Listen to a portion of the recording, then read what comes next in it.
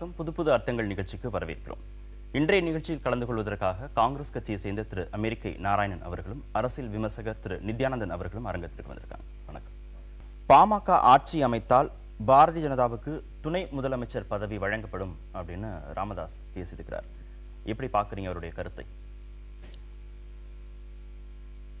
பாமகனுடைய நிறுவன தலைவர் மருத்துவர் பத்திரிகையாளர்களுக்கு இருக்கின்ற பேட்டையிலே தன்னுடைய கருத்தை அவர் வெளியிட்டிருக்கிறார்.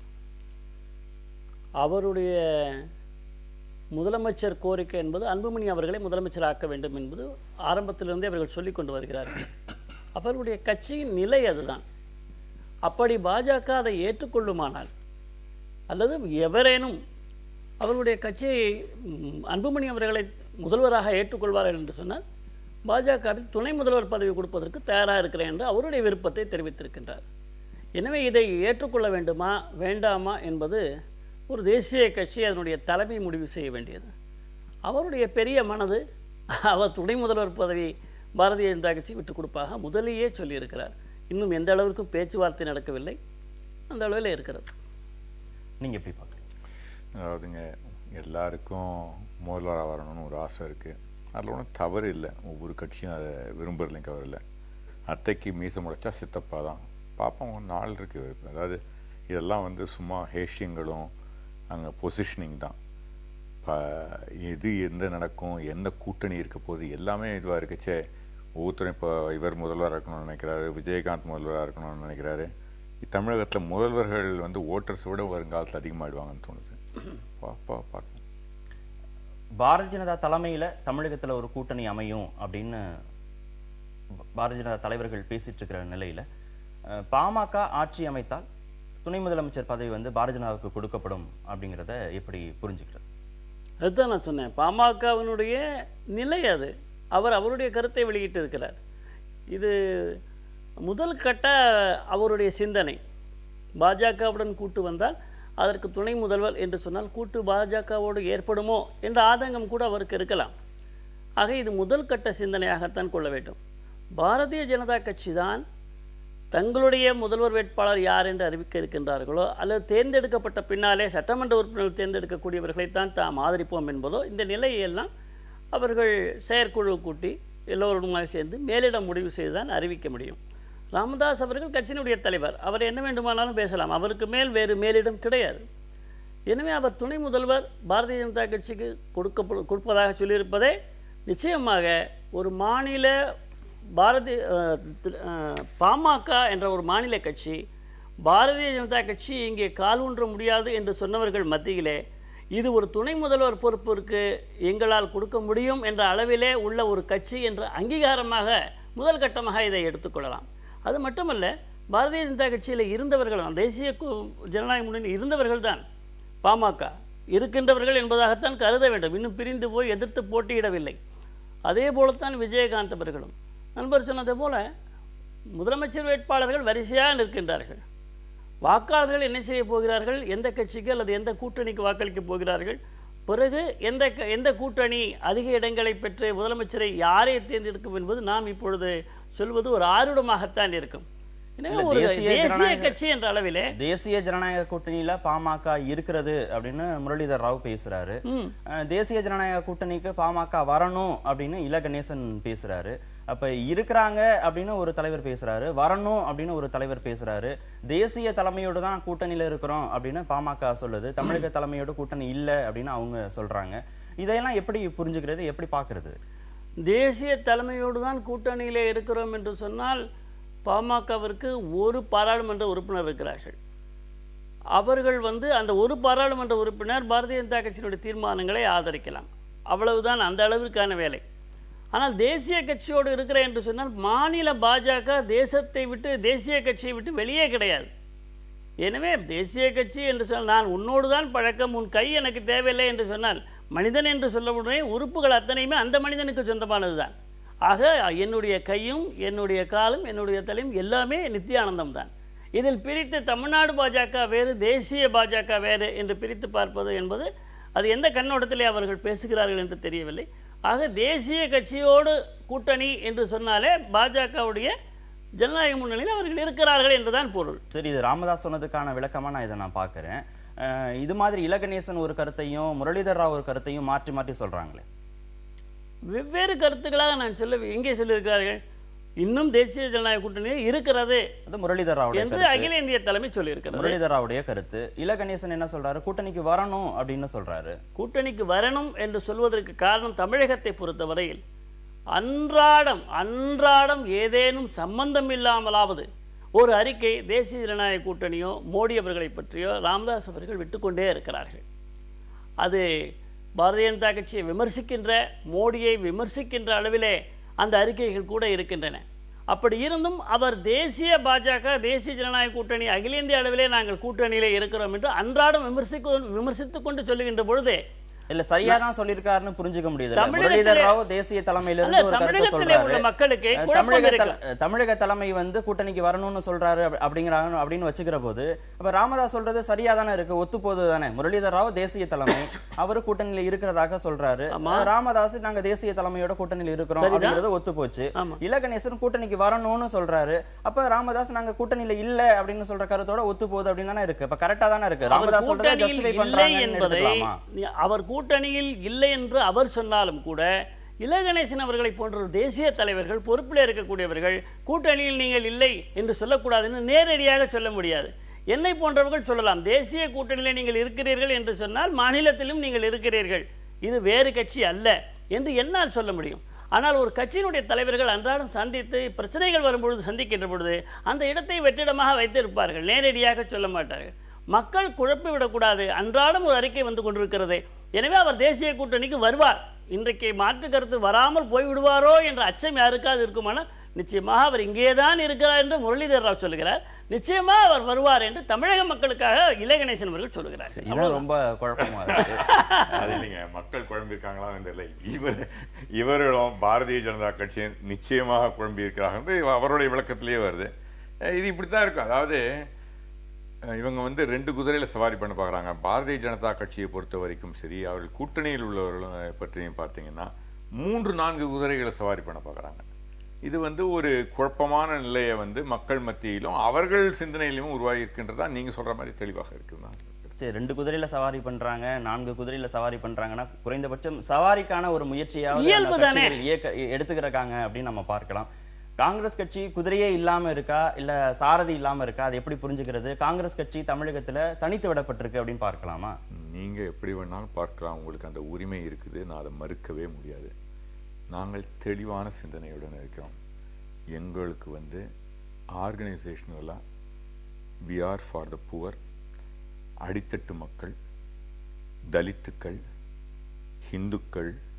ஹிந்துக்களிலே கவனிக்கப்படாத தலித்துக்களை பற்றியும் வறுமை கோட்டுக்களும் நடுத்தட்டு மக்களை பற்றி கவலைப்படுகின்ற ஒரு கூட்டணியில் நாங்கள் இருக்கணும்னு நினைக்கிறோம்.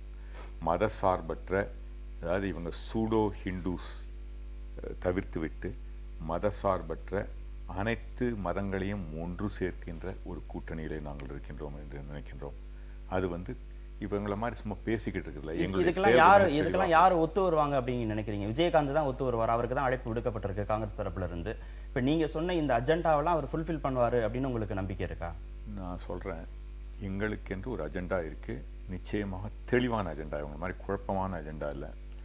இந்த அஜெண்டாவுக்கு பல பேர் தமிழகத்தில், ஒன்றும் கேட்டால் இந்த தமிழகத்தில் உள்ள அனைத்து கட்சிகளும் பாரதிய ஜனதா கட்சியை தவிர்த்து விட்டு இந்த அஜெண்டாவுக்கு உட்பட்டவர்கள் தான் அனைவரும் அறிவர். நீங்க அதை மறுக்க முடியுமா? இல்ல, அது யாருன்னு தெளிவுபடுத்தலாம். எல்லா கட்சிகளும் திமுக தொடர்பான பேச்சுக்களை தொடங்கியாச்சு, அதற்கான அழைப்புகளை விடுக்கிறாங்க. காங்கிரஸ் கட்சியும் விஜயகாந்துக்கு அழைப்பு விடுக்குது.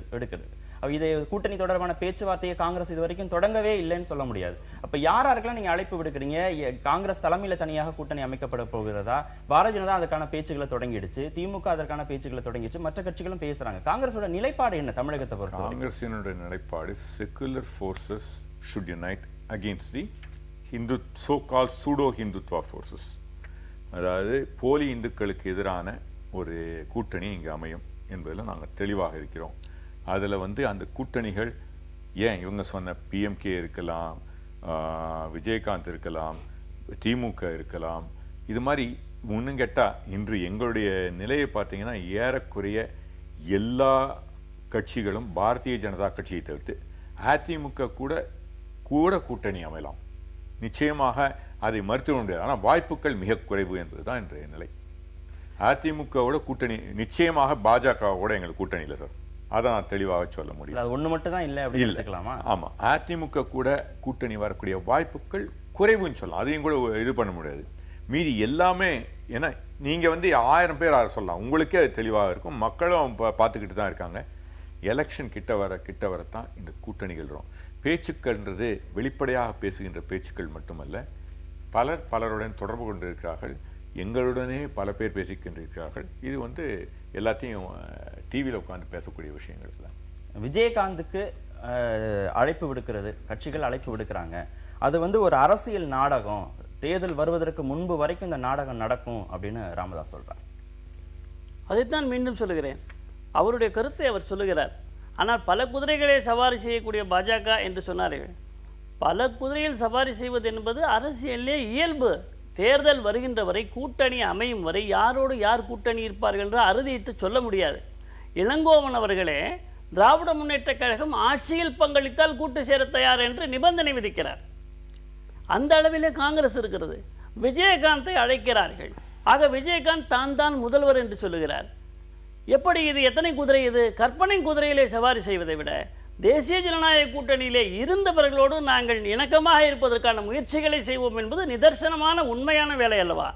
எனவே கற்பனை குதிரையை காட்டிலும் உள்ள குதிரைகளிலே சவாரி செய்ய, மகிழ்ச்சியோடு தேர்தலை சந்திக்க பாரதிய ஜனதா கட்சி தயாராகிறது என்பதாகத்தான் இதை கொள்ள வேண்டியது. குழப்பம் ஒன்றுமே கிடையாது. விஜயகாந்துக்கு பாரதிய ஜனதாவும் தானே அழைப்பு விடுக்குது. போய் சந்திக்கிறாங்க இல்லையா பாரதிய ஜனதா தலைவர்? பாரதிய ஜனதா கட்சி தலைவர்கள் தான் அன்றைக்கு கூட விஜயகாந்த் அவர்களை சந்தித்தார்கள். பாராளுமன்ற தேர்தலிலே கூட பாரதிய ஜனதா கட்சி தான் ராமதாஸ் அவர்களை சந்திக்கும். பாரதிய ஜனதா கட்சி தான் வைகோ அவர்களுடைய அலுவலகத்திலே சென்று சந்தித்தார்கள்.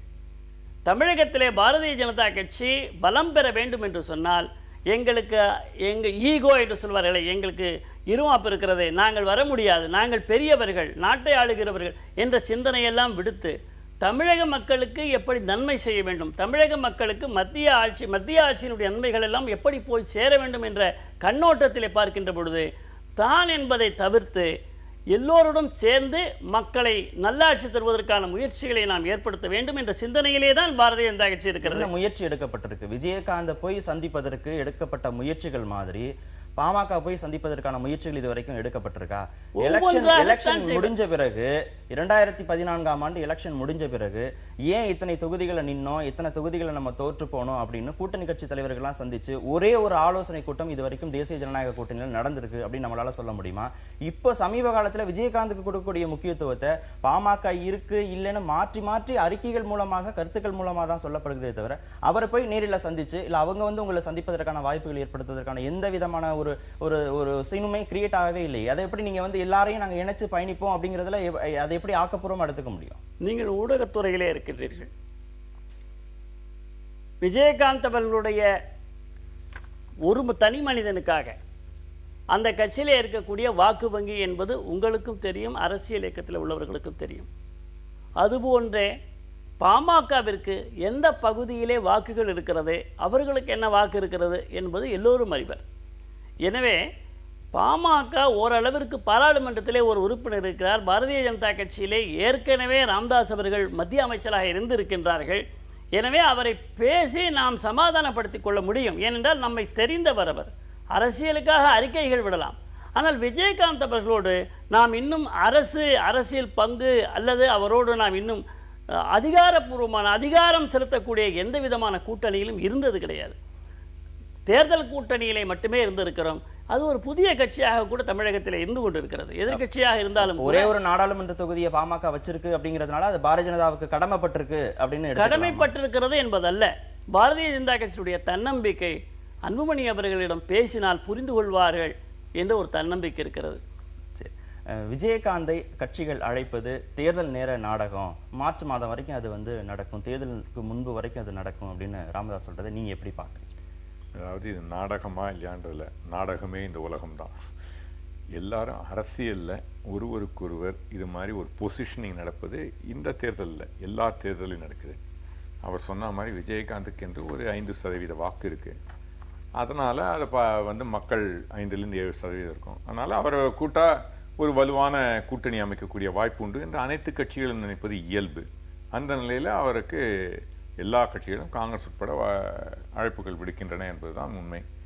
இது வந்து எங்கே போய் இருக்க போது, யார் யார் கூட போகிறாங்க, ஐ எம் டெல்லிங் யூ, யாருக்குமே தலைவர்கள் முதற்கொண்டு முடிவு செய்பவர்கள் முதற்கொண்டு இன்று இந்த நிலையிலே யார் யாருடன் சேர்வார்கள் என்று தெளிவாக தெரியவில்லை என்பதுதான் நிதர்சனமான உண்மை. திரு நித்யானந்த், ராமதாஸ் அதே பேட்டியில் வரக்கூடிய தேர்தலில் தமிழகத்தில் 5 கூட்டணி இருக்கும் அப்படின்னு அவர் தெளிவுபடுத்துறாரு. அப்போது பாரதிய ஜனதா கூட்டணிக்கு பாமக வருவதற்கான வாய்ப்புகள் இல்லை அப்படிங்கிறத அவர் சூசகமாக சொல்லியிருக்கிறாரு அப்படின்னு எடுத்துக்கலாமா? இல்லை, துணை முதல்வர் பதவியை நான் கொடுத்தாவது பாரதிய ஜனதா கட்சி என்னோடு இருக்க வேண்டும் என்று விரும்புகிறார்கள் என்று பாருங்கள். துணை முதல்வர் பொறுப்பை பாரதிய ஜனதா கட்சிக்கு கொடுப்பதன் மூலமாகவாவது பாரதிய ஜனதா கட்சியை தன் பக்கத்திலே தக்க வைத்துக் கொள்ள வேண்டும் என்ற முயற்சியை அவருடைய உள்ளக்கிடக்கையை வெளியே சொல்லியிருக்கிறார் என்றுதான் எடுத்துக்கொள்ள வேண்டும். திமுக தலைமையில் ஒன்று, அதிமுக தலைமையில் ஒன்று, பாரதிய ஜனதா தலைமையில் ஒன்று, பாமக தலைமையில் ஒன்று, மக்கள் நல கூட்டு இயக்கம் ஒன்று, அப்படிங்கிற அந்த 5 தான் அவர் குறிப்பிட்டிருக்கிறாரு அப்படின்னு பார்க்கலாமா, எடுத்துக்கலாமா? பாரதிய ஜனதா கட்சி கூட்டணி தலைமையில் பாமக இருக்கும், தேசிய ஜனநாயக கூட்டணி அப்படியே இருக்கும். அதைத்தான் அகில இந்திய தலைவர்களும் சொல்லுகிறார்கள். மாநில தலைமையும் எங்காவது விட்டு போயிருந்தால் நிச்சயமாக அவர்களை உள்ளே கொண்டு வந்து விடுவோம் என்று சொல்கிறார்கள். வைகோ ரூல்ட் அவுட், ஏனென்றால் அவர் தனியான ஒரு கூட்டணியை துவக்கி வைத்திருக்கிறார்கள். ஆனால் தேர்தல் நெருங்க அந்த முழுமையான கூட்டணியிலே கூட முக்கியமானவர்கள் பாரதிய ஜனதா கட்சியினுடைய கூட்டணியிலே வைகோ அவர்களை உள்பட சேருவதற்கான வாய்ப்பில்லை என்று முற்றிலுமாக மறுத்துவிட முடியாது. சரி, இதுக்குமே ஒரு தெளிவான பதிலை இது வரைக்கும் கிடைக்கவில்லை. நான் தெளிவாக சொல்லிட்டேன். இந்தியா, பாகிஸ்தான், வங்கதேசம் எதிர்காலத்தில் ஒன்றாக இணையும் அப்படின்னு RSS மூத்த தலைவர் ராம் மாதவ் சொல்லியிருக்கார். எந்த அடிப்படையில், எந்த நம்பிக்கையில் அவர் இந்த கருத்தை சொல்லியிருக்கார்? 60 ஆண்டுகளுக்கு முன்பாக பாகிஸ்தான் இந்தியாவோடு தான் இருந்தது. அது மட்டுமல்ல, அகண்ட பாரதம் என்பது RSSனுடைய கொள்கை. அகண்ட பாரதம் என்று சொன்னால் பாரதமும் அதை தழுவி இருக்கக்கூடிய, பாரதத்தை ஒத்து இருக்கக்கூடிய அந்த காலத்தில் எப்படி இருந்ததோ அப்படி ஏற்படும் என்ற அளவிலே தான் அவருடைய சிந்தனை இருந்திருக்கிறது. அப்படித்தான் இருக்கிறது. அவர் சொல்லும் பொழுதே தெளிவாக சொல்லியிருக்கிறார், இது அண்டை நாட்டோடு போரிட்டோ அயல் நாட்டோடு போரிட்டோ ஒன்றிணைப்பதல்ல, அவர்களாகவே கலாச்சார ரீதியாக ஒன்றாக இருந்தவர்கள் தானே நாம். பிரிந்திருந்தால் நமக்கு என்ன லாபம் கிடைத்திருக்கிறது, சேர்ந்திருந்தால் நாம் எப்படி மகிழ்ச்சியாக வாழ முடியும் என்ற சிந்தனை அவர்களுக்கு ஏற்படும் பொழுது நிச்சயமாக ஒரு பெரிய நாட்டோடு நாம் ஏற்கனவே இருந்ததை போல இணைந்திருந்தால் என்ன தவறு என்ற சிந்தனை அவர்களுக்கு ஏற்படும். அந்த அளவிலே அவர்கள் இந்த நாட்டோடு இருப்பார்கள். அது இயல்பானது, பிரிக்கப்பட்டது செயற்கையானது என்ற அளவிலே தான் அவர் சொல்லியிருக்கிறார்கள். இல்லை, மோடிக்கு ஓட்டு போடலை அப்படின்னா நீங்கள் பாகிஸ்தானுக்கு போங்க அப்படின்னு பேசிட்டு இப்போ வந்து எதிர்காலத்தில் இதெல்லாம் ஒன்றா செய்கிறோம் அப்படின்னு பேசுகிறது வந்து அப்போ வேறு ஒரு நாடாக அதை பார்த்தாச்சு. இங்கே மோடி தோற்று போனால் அங்கே வெடிப்பாங்க அப்படின்லாம் பேசியாச்சு. இங்கே இருக்க பிடிக்கலை, மோடியை பிடிக்கலைன்னா நீங்கள் பாகிஸ்தானுக்கு போங்க அப்படின்லாம் சொல்லியாச்சு. அப்போ ஒரு நாடாக அதை பார்த்த பிறகு திரும்ப இப்போ எல்லாம் ஒன்றாக இணைவார்கள், அதுவும் அவர்களாகவே வந்து ஒன்று சேர்ந்துருவாங்க அப்படின்னு பேசுகிறத எப்படி புரிஞ்சுக்கிறது? மோடியை பிடிக்கலைன்னா பாகிஸ்தான் போங்க அப்படின்னு யாருமே பேசலை. யாருமே பேசலையா? எவருமே பேசல. இல்லை, தெளிவாக நீங்கள் உங்களுக்கு வாய்ப்பு ரொம்ப சொல்லுங்கள். நான் தெளிவாக சொல்கிறேன், எப்போ பேசினாங்க, எதுக்கு பேசினாங்கன்னு சொல்கிறேன். மோடியை பிடிக்காதவர்கள் பாகிஸ்தானுக்கு செல்லலாம் என்று ஒரு தலைவர் கூட சொன்னது கிடையாது. யாரேனும் ஒருவர் சொல்லியிருந்தால் அது தவறு, அது முட்டாள்தனமானது. ராம் மாதவ்ங்கிறதும் யாரேனும் ஒருவர் தானே. அல்ல, மோடியை பிடிக்கவில்லை என்று சொன்னால் என்று சொல்ல முடியாது, அப்படி சொல்லியிருக்கவே முடியாது. ஏனென்றால் இந்த நாட்டிலே சகிப்புத்தன்மை இல்லை, இந்த நாட்டிலே உங்களால் வாழ முடியாது என்ற நிலைக்கு நீங்கள் வருவீர்கள் என்று சொன்னால் நீங்கள் பாகிஸ்தானுக்கு தைரியமாக செல்லலாம், உடனடியாக செல்லலாம் என்ற அளவிலே தான் சொல்லியிருக்கிறார்கள். எனவே மோடி என்ற தனி மனிதனை பிடிக்கவில்லை அல்லது பிரதமரை பிடிக்கவில்லை என்ற பேச்சு அங்கே எழவில்லை. இந்த நாட்டினுடைய கலாச்சார ரீதியான ஆட்சி, இந்த நாட்டினுடைய மக்களை மதிக்கின்ற ஆட்சி, பெரும்பான்மை மதிக்கின்ற ஆட்சி, சகிப்புத்தன்மை ஆட்சியாக நீங்கள் கருதுவீர்களே, ஆனால் இங்கே உங்களால் இருக்க முடியாது என்று சொன்னால் நீங்கள் பாகிஸ்தானுக்கு செல்லலாம் என்ற அளவிலே தான் சொன்னார்கள். அதுபோல தேர்தல் நேரத்திலே பாகிஸ்தானில் வெடி வைப்பார்கள் என்று சொன்னால் நாம் அன்றாடம் பார்க்கின்ற விளையாட்டிலே, கிரிக்கெட்டிலே கூட பார்க்கிறோம், பாகிஸ்தான் வெற்றி பெற்றால் இங்கே சிலர் வெடி வைக்கிறார்கள். ஆக பாகிஸ்தானில் ஏன் வெடி வைப்பார்கள்? மோடியை அப்படி சித்தரித்திருக்கிறார்கள். வாஜ்பாய் அவர்களை கூட ஒரு ஹிந்து வெறியனாகத்தான் சித்தரித்தார்கள். ஆனால் வாஜ்பாய் பிரதமரான பின்னாலே ஜியாவுல் ஹக் பாகிஸ்தானிலே வாஜ்பாயினுடைய பெயராலே முதல் இந்தியனுடைய பெயராலே ஒரு பெரிய நெடுஞ்சாலையை வைத்திருக்கிறார். அந்த அளவிற்கு வாஜ்பாயை புரிந்து கொண்டார்கள். இன்றைக்கு மோடிக்கு சிகப்பு கம்பளம் விரித்து பாகிஸ்தானிலே வரவேற்பு அளிக்கப்பட்டிருக்கிறது. மோடியை சின்னஞ்சனமாக கொஞ்சம் கொஞ்சமாக புரிந்து கொண்டு வருகிறார்கள். இந்த நாட்டு மக்களுக்கும் மோடியை நன்றாக தெரியும். ஆனால் அரசியல் செய்ய வேண்டுமே, பிழைப்பு நடத்த வேண்டுமே, அதிகாரம் இல்லாமல் எத்தனை காலம் இப்படி இருக்க முடியும் என்ற ஒரு அதிகார வெறியினால்தான் மோடியை குறை சொல்லிக் கொண்டிருக்கிறார்கள். அந்த அளவிலே தான் மோடியை எதிர்த்து கொண்டிருக்கிறார். தனி மனித எதிர்ப்பு. மோடி தான் இவர்களுக்கு வாக்குகளை சேகரிக்கிறார். எனவே அந்த மோடியை வீழ்த்தி விட்டால் பாரதிய ஜனதா கட்சியை வீழ்த்தி விட முடியும் என்ற கணக்கிலே அவர்கள் செயல்படுகிறார்கள். ராம், அதோட கருத்தை நீங்க எப்படி பார்க்க? முதல்ல நீங்க சொன்னதான் சரி. இத்தனை நாளா சொல்லிக்கிட்டு இருந்தாங்க இவங்க பிடிக்காதவங்கெல்லாம் பாகிஸ்தானில் போடுன்னு. அகண்ட பாரதம் வந்துட்டா இவங்கெல்லாம் எங்கே கொண்டு போய் சேர்ப்பாங்க? இவங்களுக்கு ஒரு பெரிய கஷ்டமாக இருக்கும். ஏன்னா எந்த நாட்டுக்கு போகணும்னு சொல்ல போகிறது. இரண்டாவதாக இது ஒரு கனவு காணட்டும், எல்லாருக்கும் கனவு காண உரிமை இருக்கிறது. அகண்ட பாரதம் ஒரு யுனைடெட் சார்க் நாடுகள் பார்த்தீங்கன்னா ஏறக்குறைய அந்த கான்செப்ட் தான் ராஜீவ் காந்தி கொண்டு வந்தார். எல்லாரும் ஒருவரோடு ஒருவர் இணைந்து அமைதியான முறையிலே வாழ்வது உலகிற்கும் நமக்கும் நல்லதில்ல. எந்த கருத்து வேறுபாடு இருக்க முடியாது. இல்ல போர் மூலமாக இல்ல, அவர்களாகவே வந்து முக்கியத்துவத்தை உணர்ந்து இணைந்து கொள்வார்கள் அப்படின்னு சொல்றேன். அதாங்க சொல்றேன். நான் என்ன சொல்றேன், அது ஒரு கனவுங்க. கனவு காண்பதில் தவறு இல்லை. அது அமைந்தா நான் வேண்டான்னு சொல்ல போறல. ஏன்னா எல்லாரும் இணைந்திருக்கணும், சமாதானம் உள்ள நாடு. ஆனா இவர்களுக்கு தான் ப்ராப்ளம். இனிமே இங்க இருக்கவங்களை பாகிஸ்தானுக்கு போகணும்னு சொல்ல முடியாது பாருங்க. அவங்களுக்கு இப்போ எங்க அனுப்ப போறாங்கன்னு தெரியல. ஏன்னா இவர்கள் என்ன நினைக்கிறாங்க, இவர்கள் வந்து எப்படி இரண்டு நாக்கோட பேசுபவர்கள். இந்த ஆர்எஸ்எஸும் சரி பிஜேபியும் சரி, அவர்கள் பேசுவது ஒன்று, செயல்பாடு ஒன்று. வந்து எல்லாரும் அவங்களே வருவாங்கன்னுவாங்க.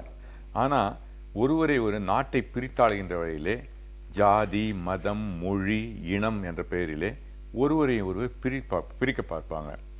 இந்துத்வா என்பது ஒரு வார்த்தையை கொண்டு போலி இந்துக்கள், சூடோ ஹிந்துஸ் இவர்கள். உண்மையான இந்துக்கள் என்பது சர்வோஜனா சுகினோபந்தி, எல்லாரும் ஒன்றாக இருக்கணும்னு நினைப்பவர்கள். ஆனால் இவர்களில் முதனே பாகிஸ்தானுக்கு போ, நீ வந்து சரியான வார்த்தையை கூட இந்த காலையில் சொல்லக்கூடாது, சரியானவர்களுக்கு பிறந்தவர்களை மற்றவர்கள் அந்த மாதிரிலாம் சொல்கிறவர்கள், மதத்தை தூண்டுபவர்கள். நாங்கள் என்ன நினைக்கிறோம், எல்லாரையும் இணைத்து செயல்படணும்னு நினைக்கிறோம். அதுதான் பெரிய வேறுபாடு. ஹிந்துக்களையும் மற்றவர்களையும் பிரிக்கச்சே உண்மையான ஹிந்துக்கள் என்பவர்கள் மற்றவர்களுடன் இணைந்து வாழ்பவர்கள் என்று மக்களுக்கு புரிய வைத்து அனைவரும் சமம், அவரவர்களுக்கு அவரவர்களுடைய உரிமைகள், அவரவர்களுடைய சடங்குகள், அவரவர்களுடைய மொழிகளை ஃபாலோ பண்ணக்கூடிய உரிமை உண்டுன்றது இது. மோடியை பொறுத்தவரை இப்போ சொன்னார், மோடிக்கு எதிராக இருக்காங்க. நிச்சயமாக மோடி வந்து அதிகார இதுன்னு சொன்னார், அதிகாரத்தில் அதிகமாக இருக்கணும். அதிகார வெறிதான் இவர்களை அயோத்தியாவில் போய் அந்த இவங்களுக்கு வந்து ராமர் மேலே இருக்க பாசம் இல்லை, ராமர் மேலே இருக்க பக்தி இல்லை. உண்மையான ராமர் பக்தர்கள் இதை செய்ய மாட்டார்கள். ஆனால் அதிகார வெறி இருக்கு பாருங்க இவங்களுக்கு. அந்த அதிகார வெறி தான் மற்றவர்களை இடிக்க சொல்றது, மற்ற கோயில்களையும் மசூதிகளையும் இடிக்க சொல்லுது. டிசம்பர் 6 இந்தியாவை பிரித்தது. ஆனால் சென்னையில் டிசம்பர் 6 அது ராமகிருஷ்ண மடமாக இருக்கட்டும், அல்லது முஸ்லீம்களாக இருக்கட்டும், கிறிஸ்துவர்களாக இருக்கட்டும், எல்லாரும் சேர்ந்து செய்றாங்க. இவர்கள் வந்து அதை விரும்பாதவர்கள். இவர்கள் ஒரு அமைப்பு சார்ந்து ஒரு தனி மனிதர் சொல்லக்கூடிய கருத்துக்கு மோடியோ அரசோ பொறுப்பு. ஒரு தனி மனிதர் இல்ல, அந்த தனி மனிதர் ஒரு அமைப்பை, ஒரு நிமிஷம், அமைப்பை சார்ந்த ஒரு தனி மனிதர் இருக்குச்சே, அவரை பப்ளிக்கா கண்டிக்கணும். அவர்களை கட்சியை விட்டு அனுப்பினா அவர் பொறுப்பு இல்லைன்னு சொல்லலாம். ஆனா அதே மாதிரி எந்த விதமான ஆக்ஷன் எடுக்கல. இன்னைக்கு அவருடைய கரப்ஷன் மேல இல்ல அவங்க வந்து அவங்க மேல ஊழல் குற்றச்சாட்டை வைத்தவர்களை உடனே வெளியே அனுப்பினாங்கல்ல. அப்போ ஏன் வந்து இந்த நாட்டுக்கும் நாட்டை பிரிக்கின்ற வகையிலும் மற்ற மதத்தினர் மேலும் மத துவேஷத்தையும் இந்துக்களையும் முஸ்லீம்களையும் பிரிக்கும் மேல ஆக்ஷன் எடுக்கல. நரேந்திர மோடி வெளிநாட்டு விவகாரங்களை விட உள்நாட்டு பிரச்சனைகள் பற்றி அதிகம் சிந்திக்க வேண்டும் அப்படின்னு அசாம் முதலமைச்சர் தருண் கோகாய் பேசியிருக்கார். அசாம் முதல்வர் தருண் கோகாய் காங்கிரஸ் கட்சிக்காரர். அவருடைய மாநிலத்தில் நடக்கின்ற ஆட்சியை தவிர மற்றவற்றையெல்லாம் அவர் பேசுகிறார். அங்கே பாரதிய ஜனதா கட்சியோ அல்லது நம்முடைய மோடி அவர்களையோ பாராட்டி பேசிய காரணத்திற்காக, சரியான திசையிலே நாடு போய்கொண்டிருக்கிறது என்ற நம்பிக்கையை தெரிவித்த காரணத்திற்காக ஒரு அமைச்சரை அவருடைய அவையிலிருந்து வெளியேற்றிவிட்டார். அந்த அமைச்சர் மீது ஊழல் குற்றச்சாட்டை சொல்லி வெளியேற்றிருக்கிறார். அந்த ஊழல் குற்றச்சாட்டு விசாரணைக்கு வருவதில் எங்களுக்கு எந்த ஆட்சேபனையுமே கிடையாது. ஆனால் அந்த அமைச்சர் முதலமைச்சர் கோகோய் மேல் 100 கோடிக்கு மான நஷ்ட வழக்கு போட்டிருக்கிறார்கள். ஆக இந்த அவதூறு வழக்கு ஒரு முதலமைச்சர் மேலே நீக்கப்பட்ட அமைச்சர் போட்டிருக்கின்றார்கள். இதுக்கு எதற்காக நான் இதை குறிப்பிடுகிறேன் என்று சொன்னால், கோகாயை குறை சொல்வதற்காக அல்ல, அவருடைய அணுகுமுறை எப்படி இருக்கிறது.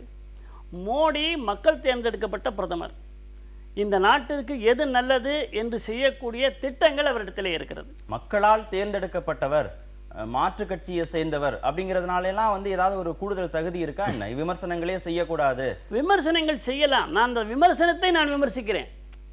நானும் அவர் சொல்லக்கூடாது என்று மறுக்கவில்லை.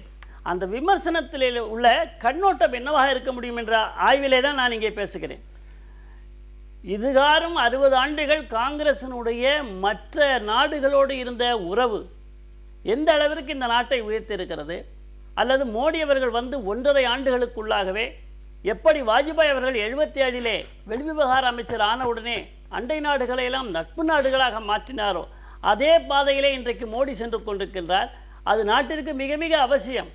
உள்நாட்டு பிரச்சனைகளை தீர்ப்பதற்காக அவரிடத்தில் அமைச்சர்கள் இருக்கின்றார்கள். அவருக்கு எங்கே இருந்தாலும் கூட இன்றைக்கு உலக அளவிலே ஆட்சி செய்ய முடியும் என்று நம்முடைய தமிழக முதலமைச்சரே பேசிக் கொண்டிருப்பதை நாம் பார்க்கிறோம். அவர் ஏதோ அமர்ந்து கொண்டு இதுவரை ஒரு நாள் கூட விடுமுறை எடுக்காத பிரதமர், அதிக மணி நேரங்கள் பிரதமர் அலுவலகத்திலே செலவழித்த பிரதமர் என்கின்ற ஒரு நற்பெயரை மோடி அவர்கள் மட்டுமே தான் பெற்றிருக்கின்றார்கள். வெளிநாடுகளிலே சுற்றியும் கூட, இவர்கள் குற்றம் சாட்டக்கூடிய அளவிலே வெளிநாடுகளிலே சுற்றியும் கூட அதிக நேரம் பிரதமர் அலுவலகத்திலே இருந்த பிரதமர் என்று சொன்னால் அது தாமோதாஸ் மோடி தான் என்ற அளவிலே இன்றைக்கு மக்கள் செய்திகள் வந்திருக்கின்றது.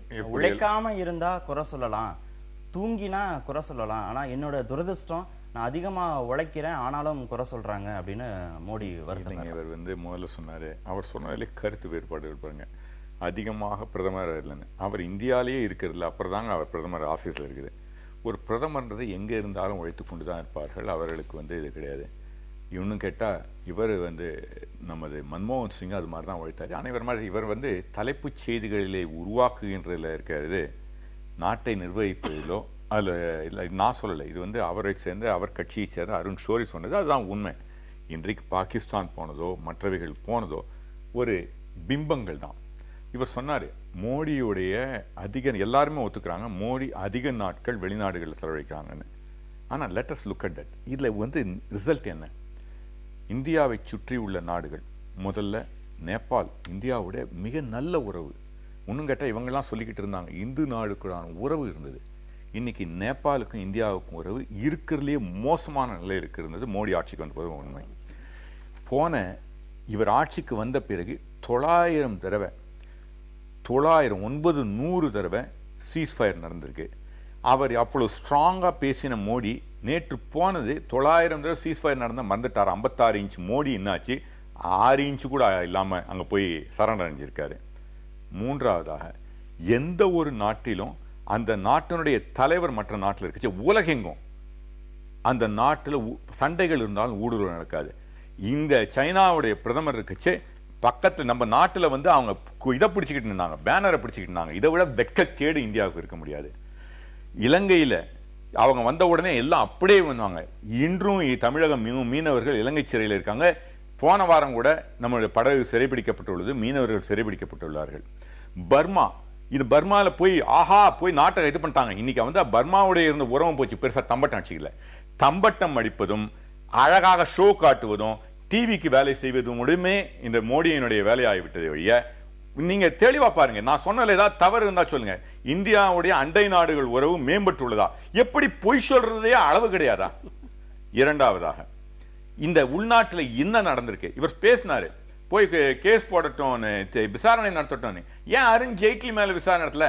என்றைக்கெல்லாம் இந்தியாவில் ப்ராப்ளம் இருக்குதோ இந்த மாதிரி ஒரு ஷோ காட்டிடுவாரு, உடனே அந்த எல்லாரும் அந்த வெளிச்சங்கள் பூரா அப்படியே பாகிஸ்தானுக்கு போய். there is only style, there is no substance at all. ஒரு நடிகர், பத்மஸ்ரீ சிவாஜி கணேசனை விட சிறப்பான நடிகர் எங்களது பிரதமர் மோடி என்பதில் எனக்கு மிக்க பெருமை.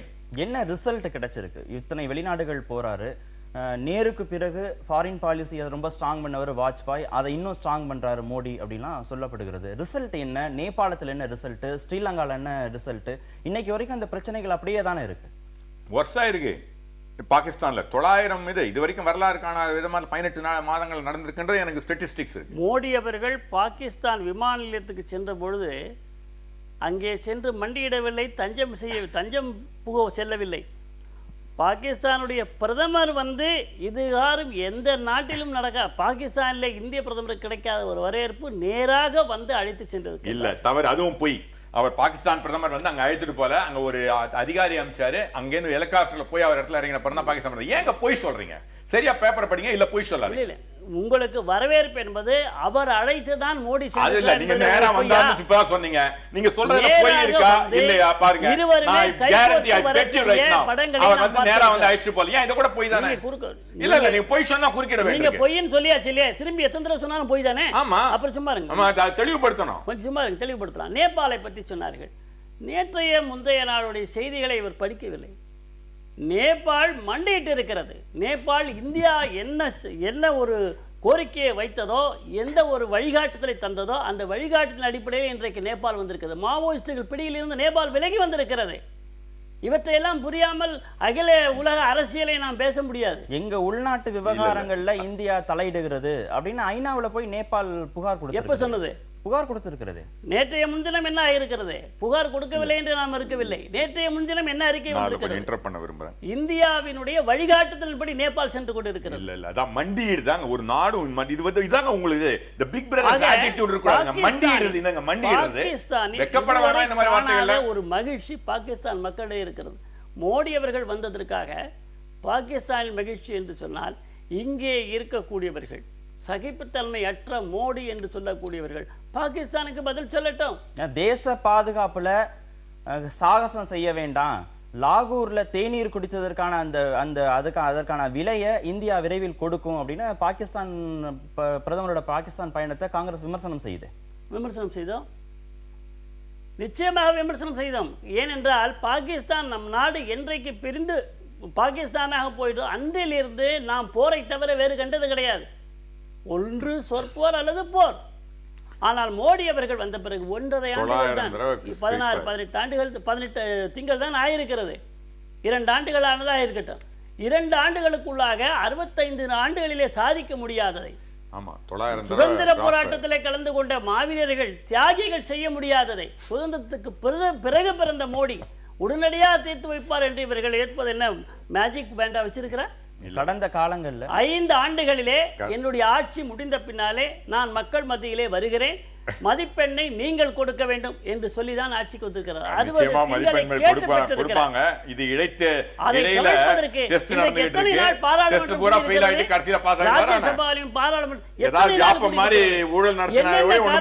சொல்லி பாராளுமன்றத்தை முடக்கி இருக்கிறார்கள்.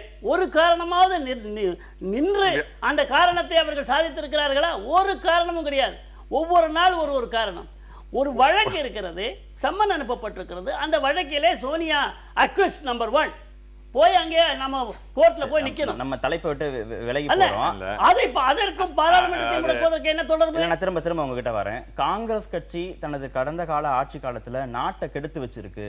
அதையெல்லாம் சரி செய்வதற்கு 5 ஆண்டு காலமும் பிரதமர் வந்து தொடர்ச்சியாக வெளிநாடுகளுக்கு பயணம் போகிறது நல்லது அப்படின்னு பொன் ராதாகிருஷ்ணன் சொல்றாரு. பிரதமர் வெளிநாட்டுக்கு போகக்கூடிய உரிமைகள் இருக்குது. அது வந்து இல்ல, அது ஒன்றும் தவறு இல்லை. ஆனால் நாங்க போக வேண்டாம் என்று சொல்ல, வெளிநாடே வாழ்க்கையில் வெளிநாட்டு பிரதமராக வாழ வேண்டாம் என்று என்னுடைய பிரதமரை அன்போடு வேண்டுகிறேன். உள்நாட்டில் பல பிரச்சனைகள் இருக்குது.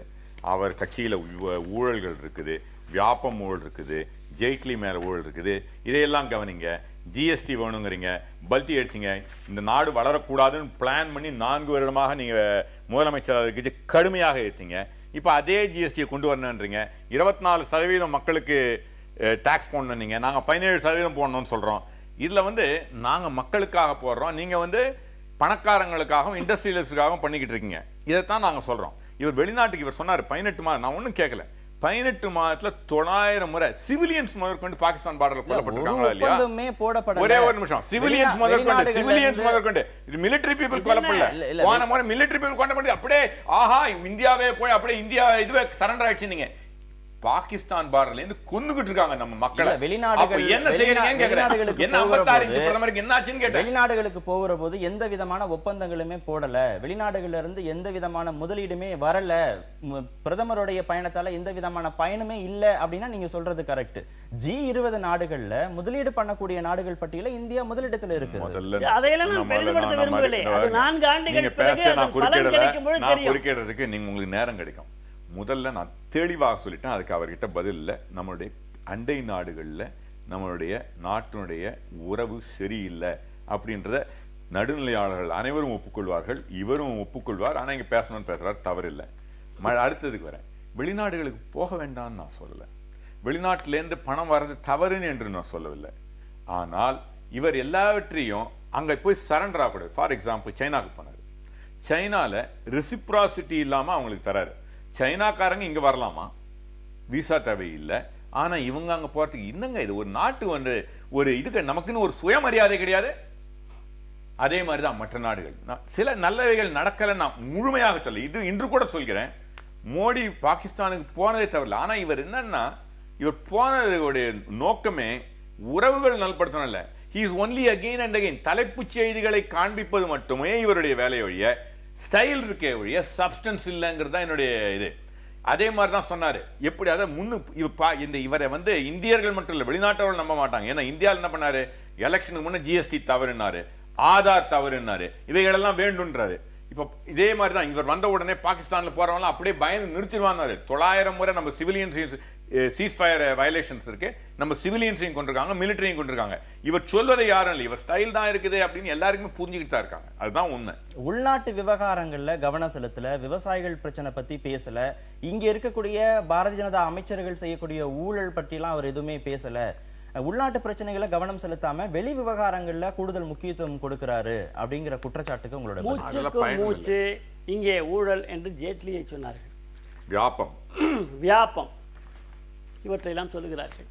ஆக வியாபம், ஜேட்லியினுடைய முதலமைச்சர், இவைகளெல்லாம் எந்த காலத்திலே நடந்தது என்பதை நீங்கள் சொல்ல வேண்டும். மோடியினுடைய ஊழல் மக்கள் மத்தியிலே எந்த காலத்திலே மோடியினுடைய ஊழல் என்று, மோடி ஆட்சி காலத்திலே மோடி ஊழல் என்று சொன்னார். பொய் மூட்டை லலித் மோடி அவர்களுடைய ஊழல், பொய் மூட்டை. லலித் மோடி அவர்களுடைய ஊழல். மோடி எந்த காலத்திலே இந்த நாட்டை விட்டு வெளியேறினார்? யார் அவரை வெளியே அனுப்ப அனுமதித்தது? யார் அனுமதித்தது? ஜெட்லி விவகாரத்தை பத்தி அமெரிக்க நாராயணன் பேசுறத விட்டுருவோம், காங்கிரஸ் கட்சி ஜெட்லி எந்த காலத்திலே செய்தார் ஊழல்? ஆம் ஆத்மி பேசுறத காங்கிரஸ் ஆட்சியிலே விசாரணை நடத்தி பேசுறாரு. காங்கிரஸ் ஆட்சியிலே விசாரணை நடத்தி ஜெட்லி மீது ஊழல் இல்லை என்று தீர்ப்பு சொல்லி இருக்கிறார். அத பத்தி கீர்த்தி ஆசாத் பேசுறாரு, அவர் மீது நடவடிக்கை எடுக்கப்படுகிறது, அவர் கட்சியிலிருந்து சஸ்பெண்ட் செய்யப்படுகிறாரு. அதை எப்படி புரிஞ்சுக்கிறது? மற்ற கட்சிகள், எதிர்க்கட்சிகள் நியாயமான கேள்வி. இந்த கேள்வியை விளக்கித்தான் ஆக வேண்டும். சரியான கேள்வி கேட்டீர்கள், ஒரு வாய்ப்பு கொடுத்திருக்கிறீர்கள். கீர்த்தி ஆசாத் வீட்டில் இருக்கக்கூடியவன், என்னுடைய வீட்டிலே இருக்கக்கூடியவன் தவறு செய்தால் நான் தெருவிலே வைத்து அடிக்க மாட்டேன். இப்படி செய்தது தவறு என்று அதற்கான தண்டனை சில காலம் அவருக்கு விளக்கம் கேட்டு இருக்கிறோம். ஆனால் வெளியிலே இருக்கக்கூடிய யாரோ ஒருவன் அங்கே வந்து தவறு செய்யும் பொழுது தெருவிலே உள்ளவர்கள் எல்லாரும் சேர்ந்து அடிக்கத்தான் செய்வார்கள். அதுபோலத்தான் யாராவது தவறான புகாரை வெளியிலே இருந்து சொன்னால் அவர்களை நீதிமன்றத்திலே சந்திப்போம். அதற்காகத்தான் வழக்கு தொடுத்திருக்கிறார். இவர் சொல்றாரு சொல்லுகின்ற ஊழலை நிரூபித்து காட்டுங்கள் சொல்லி கெஜ்ரிவால் மீது வழக்கு தொடுத்திருக்கிறார். இதே கெஜ்ரிவால் கட்காரி மீது புகார் சொல்லி மன்னிப்பு கடிதம் எழுதி கொடுத்த பழக்கம் உள்ளவர். கெஜ்ரிவாலுக்கு ஹிட் அண்ட் ரன் என்றே பேர், இடித்து விட்டு சென்று விடுவார். ஆக கெஜ்ரிவாலும் காங்கிரசும் இன்றைக்கு ஒரே கப்பலில் சென்று கொண்டிருக்கிறது. எத்தை தின்னால் பித்தம் தெளியும் என்ற அளவிலே மோடி அவர்களுடைய ஆட்சியை அவர்களால் ஜீரணித்துக் கொள்ள முடியாது. இது இன்னும் 50 ஆண்டு காலம் இருக்கும் என்ற பயம் அவர்களுக்கு வந்து விட்டது. நல்லாட்சி தந்து கொண்டிருக்கின்றார். கிராம அளவிலே வெள்ள நிவாரணம் கூட கிராம அளவிலே அவர்களுடைய வங்கி கணக்கிலே செலுத்தப்படுகிறது. ஆதாரை எதிர்த்தார்கள் என்ற 2-3 விஷயங்களை எதிர்த்தார்கள் என்று சொன்னார். எதிர்ப்பது என்பது முழுமையாக எதிர்க்கவில்லை பாரதிய ஜனதா. அவற்றை மாற்ற வேண்டும் என்று சொன்னோம். மாற்று கட்சியை சேர்ந்தவர்கள் வந்து பாராட்டுகிற போது அதை வந்து பெரிய மனசோட ஏத்துக்கிற மாதிரி, மாற்று கட்சியை சேர்ந்தவர்கள் விமர்சனம் செய்யும் போது மத்திய பிரதேசத்துல